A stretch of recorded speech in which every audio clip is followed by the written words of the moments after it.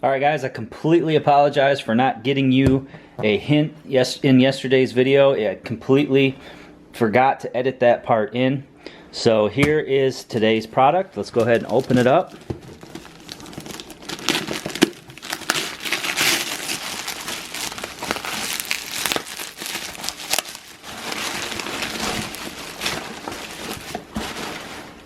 Nice.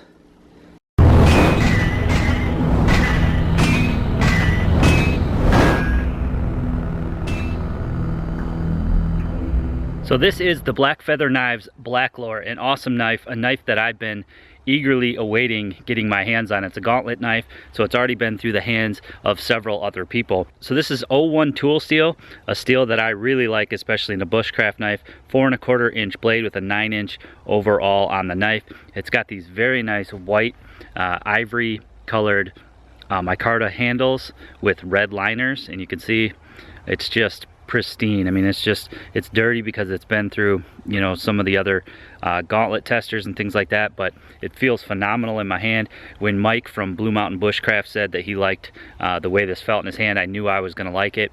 We seem to have similar tastes when it comes to handle. You can see it's plenty big enough for my hand there, even with you know, half of a glove on here. And it's got that Coke bottle design, which I really like. It flares at the end here, which, you know, it's going to stay in your hand and not slip. It's extremely sharp. It's got a Scandivex grind on it. So what I thought I would do today is just kind of show you guys some of the finer stuff that I would do on, you know, a typical outing in the woods with a knife like this. You can check out Joe Mobley's video if you want to see a bow drill fire with this knife. You can check out Mike's from Blue Mountain Bushcraft's review if you want to sort of see a one stick fire. But what I thought I'd do today is just walk around the woods and collect some tinder. I want to just collect a bag full of tinder and really show you guys, you know, what I would use this knife for sort of on a typical day-to-day basis. Now, it is a bushcraft style knife, so you can do everything with this knife, from batoning small pieces of wood to crafting things like spoons, and of course hunting with it, or you know, processing out an animal. You can really do a lot with this size knife. You pair this up with like a Laplander saw, for example, and that's all I really need to take to the woods to be able to cook a meal and to be able to do the majority of things that I like to do in the woods. Blackfeather knives do come with a leather sheath. It's a very nice leather sheath. It's got a dangler option here, which I'm not using today. I just have it ran through the regular belt loop there, and it just fits very well on my side, and I can pretty much just carry this with me, you know, every day in the woods, walk around and do what I need to do with a knife of this size. So if you look closely, there's actually 2 sources of tinder on this half-dead cedar tree. What happens is these pine needles fall down from other trees and they get stuck on the branches of these trees. So you can collect all these dead pine needles, and that's a great source of tinder, but you'll find them just hanging from all these branches. Some will just have loads, and you can just pull them right off like that and throw them into your bag.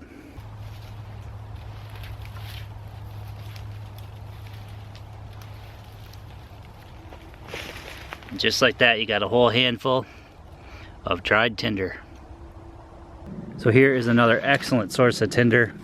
This is a milkweed pod here, and you can see it's already opened, but this fluff inside, you can see just how fluffy that gets. This stuff will take a spark from just about anything. I mean, you could click 2 rocks together and probably get this to start. So it's surprising that that milkweed pod still had these milkweed seeds in it. Usually they're about done this time of year. In the early winter, they open up and then those seeds disperse and you can't find that anymore. So that's definitely a good score. So right next to the milkweed, there's another cedar tree, and this one actually has its side exposed here. A lot of times all these branches and things make it hard to get into the center so that you can scrape some good tinder, but this one's exposed, and what that also means is that it's probably pretty dry because this is exposed to the sun half the day. So I'm just going to take my knife again and just kind of scrape and collect some of the cedar bark. You can see that that is exactly what you're looking for there. So all this makes beautiful tinder. So here's another great example on a cedar tree where the bark is just literally falling off. And this stuff just works excellent. You can rough this all up and create a bird's nest out of it. Works great. So in here there's some cedar trees that are blown down, but they're not on the ground. So they're gonna be dead and dry. You can see that one there on the ground is probably perfect. So what I'm gonna do is saw some chunks out of that, and I'll make some little cubes that'll fit into my stove really nicely. So the pine needles, cedar bark, dry leaves, shavings, feathers, all that stuff works great if it's dry. But what if it's raining or wet out? Then I head to the pines. So you can see this tree here is just caked with pine resin. And you can scrape this stuff off, and it works great for getting a fire started in wet conditions. You can see it's really sticky stuff, and this stuff works great to get a fire going when it's wet out. You can see just from this one tree, there's just loads of it. So you could scrape that off with your knife, or even just grab it with your hand a lot of times, and makes excellent fire starter in the wet weather.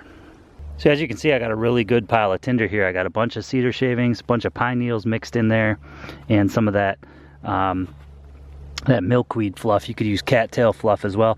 I also cut myself 2 lengths of this dried cedar, and I'm going to cut these into little short cubes, and then I'm going to show you how I baton that down to work in my bio stoves. I also collected some of this pine pitch here, although I probably wouldn't put that in with the rest just because it gets everything sticky, and it's fairly readily available in my area. So if I do need to use that, I can always grab some. Now the one thing that I don't have here is birch bark. There's no birch trees in the area where I'm at today, but birch bark has oils in it, and it works really well, just like the pine resin does. So I'm going to go ahead and process down some of this cedar, and I'll show you how I use it in my stove.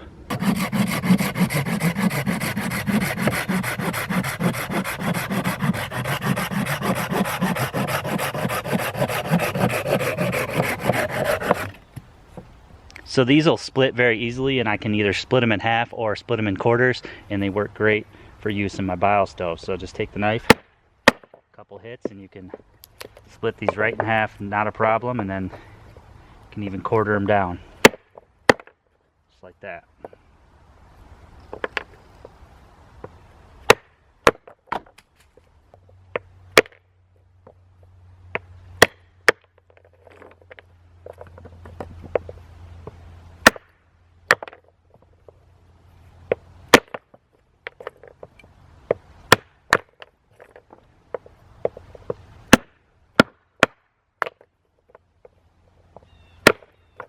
So just in a matter of minutes, I have a whole bunch of useful chunks.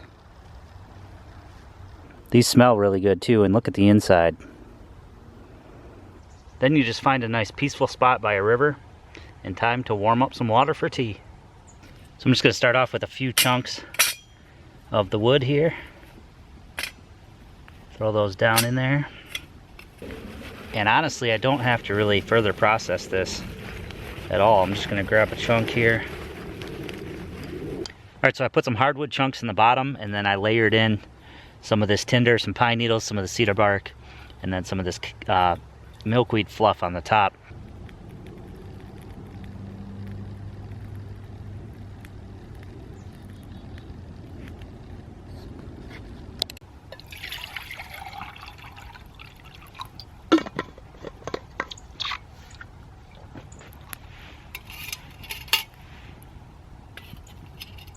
So I think I'm just about there. It took about 10 minutes, and I only put in a couple more of these cubes. I can run it just off these cubes now, which is great. Just put those in there with the rest of my tinder, so I have a nice big bag of dried tinder, and especially those cedar cubes, which I only have to do like once in a while. There's plenty in there for plenty more fires, and once you get a couple of those burning, they work great in these bio stoves. So I think I'm boiling now. Yep. Just gonna go ahead and steep my tea. So hope you guys enjoyed this video today, taking a look at the Blacklore from Blackfeather Knives. It's an excellent knife. It's super comfortable. I think the rest of the Gauntlet videos will tell you that as well. If you guys want to see some other stuff done with this, please be sure to check out the Gauntlet. I'll put some links below, thegauntlet.tv. You know, you can see some more batoning, some more feather sticking, and you know, one stick fires and things like that. I just wanted to show you a little bit more of the, you know, finesse type things that I would use a knife like this on a daily basis when I'm out in the woods, especially collecting tinder for a quick boil up. So awesome knife. It's very comfortable. I'm going to buy one of these knives for sure. He's changed the design just a little bit. You can check out pictures and things like that, as well as contact him on his website. I'm going to put a link to Blackfeather Knives website, as well as their Facebook page. They do a lot on Facebook page, and you can contact them there. So I hope you guys enjoyed this video today. Please give it a big thumbs up for me. Leave me some comments below on what you think about the Blackfeather Blacklore. Be sure to check out those other videos on thegauntlet.tv. Be sure to share this video with your friends and family who might be interested on Google+, Facebook, and Twitter. You can follow me on those sites as well. Just click show more in the description. Make sure, as always guys, if you haven't already done so, please click that red subscribe button for more videos. So tomorrow we're going to do these two. What could they be? They don't really rattle or anything like that. They sort of go together. More of a comparison. So leave what you think these might be in the comments below, and subscribe for more videos.